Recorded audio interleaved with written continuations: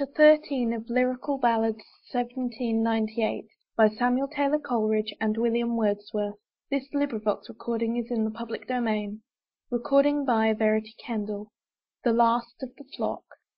In distant countries I have been, and yet I have not often seen a healthy man full grown, weep in the public roads alone. But such a one on English ground, and in the broad highway I met. Along the broad highway he came, his cheeks with tears were wet. Sturdy he seemed, though he was sad, and in his arms a lamb he had.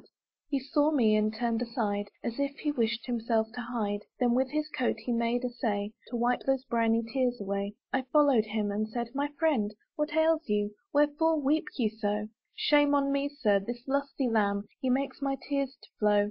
To-day I fetched him from the rock, he is the last of all my flock. When I was young, a single man, and after youthful follies ran, though little given to care and thought, yet so it was, a ewe I bought, and other sheep from her I raised, as healthy sheep as you might see. And then I married, and was rich, as I could wish to be. Of sheep I numbered a full score, and every year increased my store.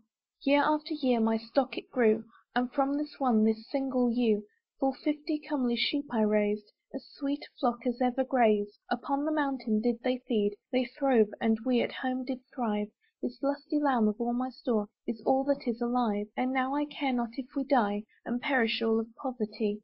10 children, sir, had I to feed, hard labour in a time of need. My pride was tamed, and in our grief I of the parish asked relief. They said I was a wealthy man, my sheep upon the mountain fed, and it was fit that thence I took whereof to buy us bread. "Do this, how can we give to you," they cried, "what to the poor is due?" I sold a sheep, as they had said, and bought my little children bread, and they were healthy with their food. For me it never did me good. A woeful time it was for me, to see the end of all my gains, the pretty flock which I had reared with all my care and pains, to see it melt like snow away. For me it was a woeful day. Another still, and still another, a little lamb, and then its mother.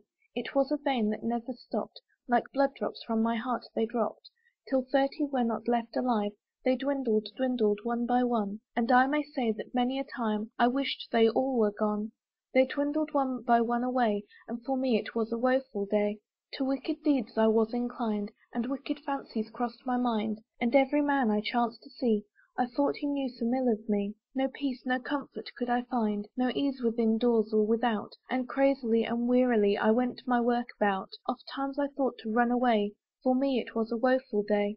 Sir, 'twas a precious flock to me, as dear as my own children be. For daily with my growing store, I loved my children more and more.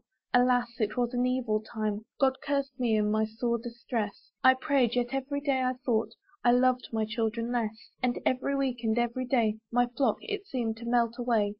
They dwindled, sir, sad sight to see, from 10 to 5, from 5 to 3, a lamb, a wether, and a ewe, and then at last from 3 to 2. And of my 50 yesterday I had but only one, and here it lies upon my arm, alas, and I have none. To-day I fetched it from the rock, it is the last of all my flock. End of The Last of the Flock. Verity Kendall.